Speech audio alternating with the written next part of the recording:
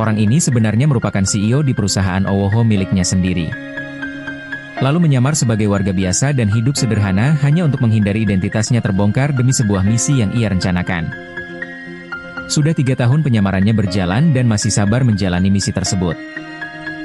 Namun sayangnya cerita ini hanyalah cerita bohong.